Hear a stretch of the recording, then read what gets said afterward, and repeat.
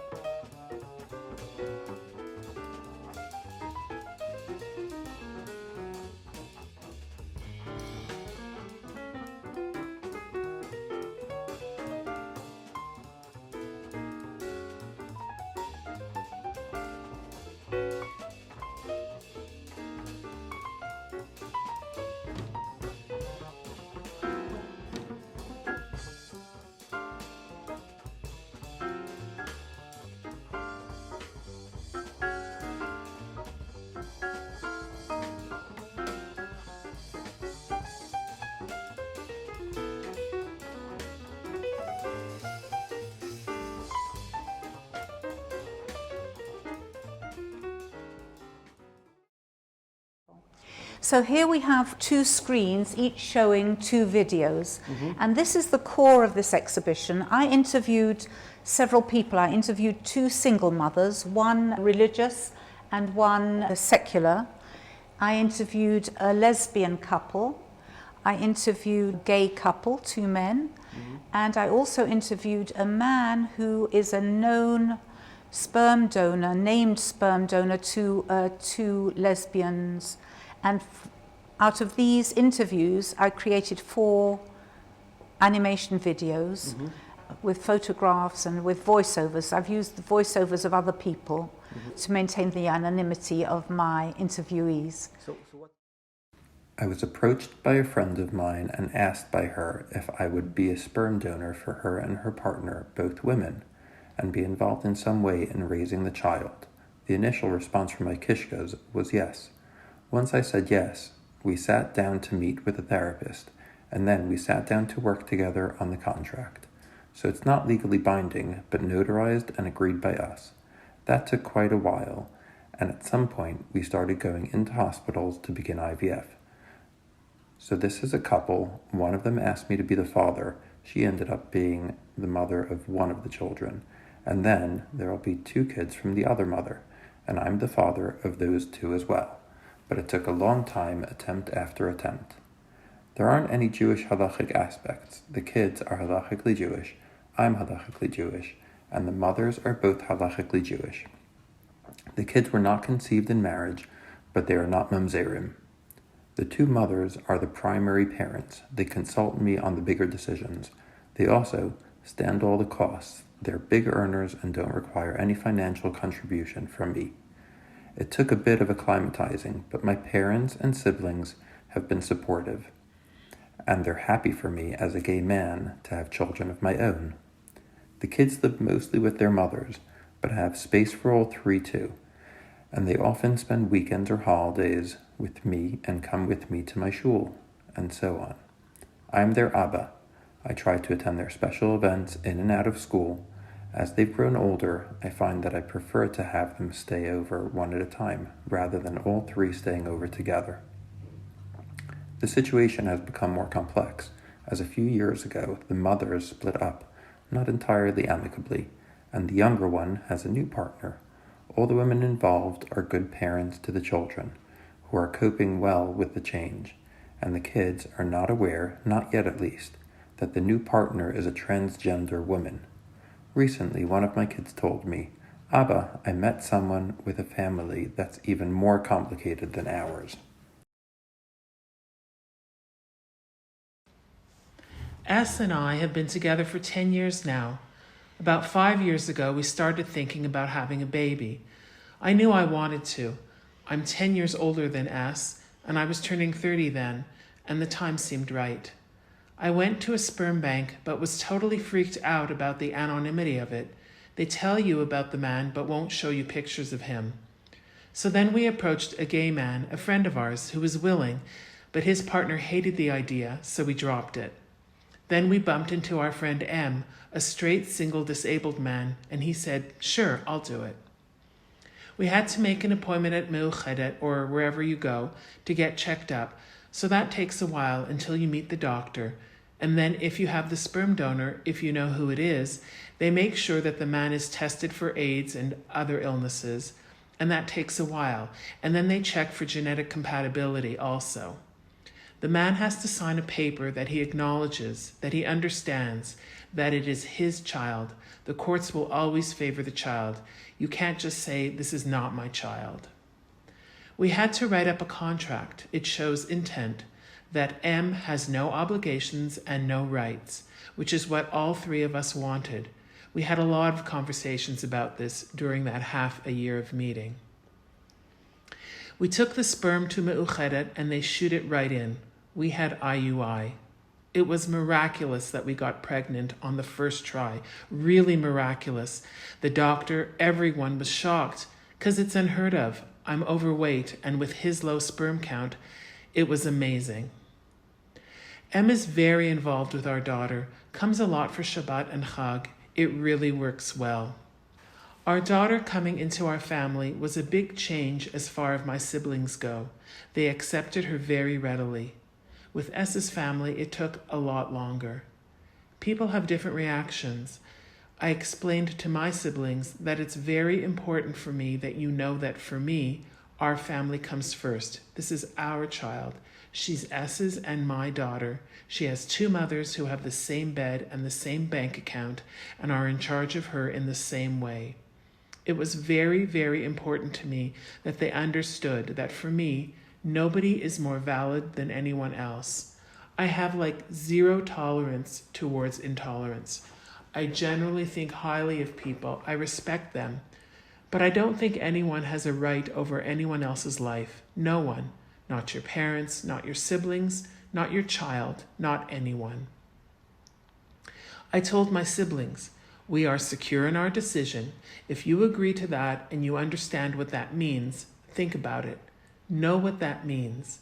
It means that your kids are going to see us touching each other. They're going to see us the way we are. We're not doing anything because you are worried about your children. I'm not looking for anyone else's validation. I don't need to validate anyone else, and I don't need anyone else to validate me. Maybe others do.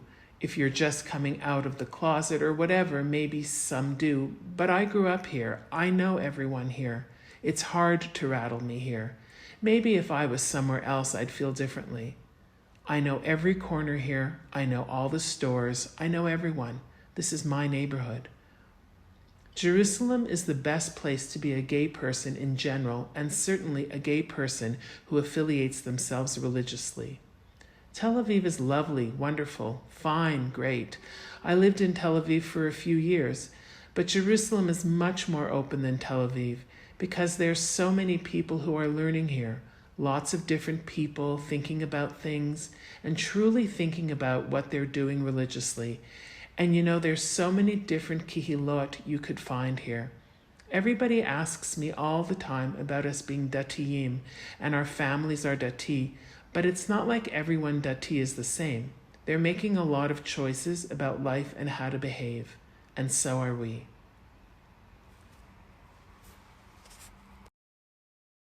I had decided that if I wasn't married or in a relationship by the time I was 40, I was going to have kids on my own. When I was 39, I figured there wasn't gonna be a relationship, so I started the process. I went to my general practitioner and asked her for recommendations here in Israel. 40 is a little bit old to be doing it, although there are a lot of 40 years olds and older wanting to have kids. getting to a certain age and not having a partner and wanting to have kids. Lots of younger people, as I saw with myself, don't think about it.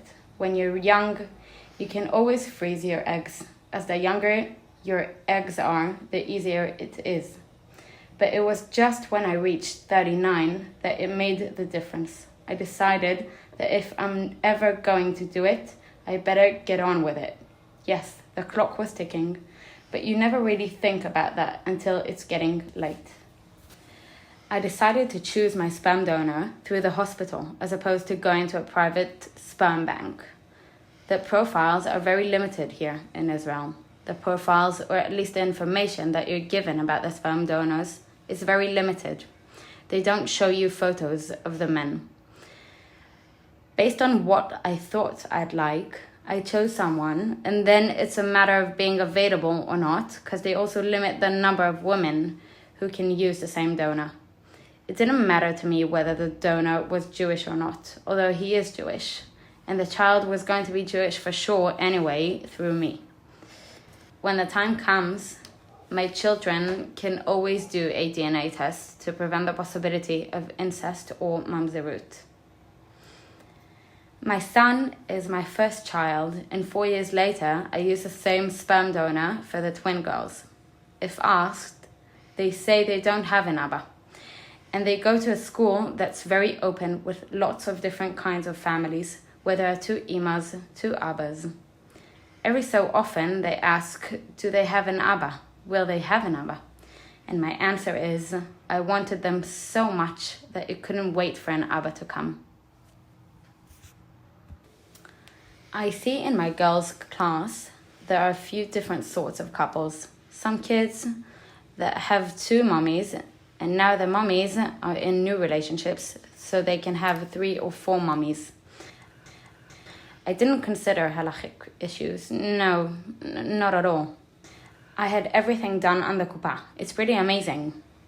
I know that for lots of people outside of Israel, it's not so easy because it's a very expensive process. And even through the kuppah, it is an expensive process because not all the medications are covered and you have to try different hormones, and some are more expensive than others. With a kuppah, the way they do it is you first do IUI, which is in utero, and if that doesn't work after so many times, then they'll move to IVF. For me, both times it was IVF that worked. In Israel, you're not allowed to contact the sperm donor. To me, he's not a father, he's a sperm donor. He was never involved in the process. He was generous enough to do this, but maybe in retrospect, from his point of view, it was a foolish kind of thing because usually the sperm donors are young and short of money. You hear stories of men who've done it, and then years later, these kids have come out looking for them and saying, "You're my father," and he's now married and has his own family. My partner and I met a woman at a bar who told us about a surrogacy process in Nepal.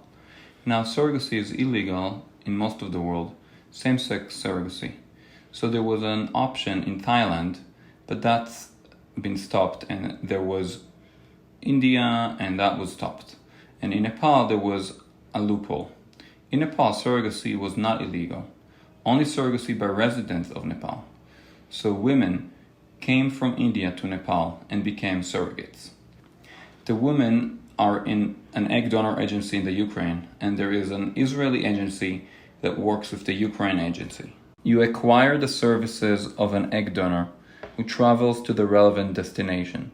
The eggs arrive fresh, the sperm arrives frozen, and then they are fertilized on the spot. In other words, you take the sperm, defrost them, create the total amount of embryos possible from the ova. In our case, the donor was very fertile and provided 24 eggs, which is like insane. So we divided them up. 12 eggs were fertilized with my partner's sperm and 12 with mine. You see what survives, so we got something like 8 embryos from me and 7 from him. They took 3 strong ones from each and perform an embryo transfer in 2 parallel surrogates and see what takes. Our 2 surrogates each carried twins. Our 4 children are all from the same donor, so they are all in fact half-siblings. It's amazing, on the one hand. On the other hand, when you work with third world countries like we do today, this means somewhere in India or in Nepal, there are frozen embryos that belong to me and my partner. The process is frightening and bizarre, but we have no other option. Our need to be parents is so strong.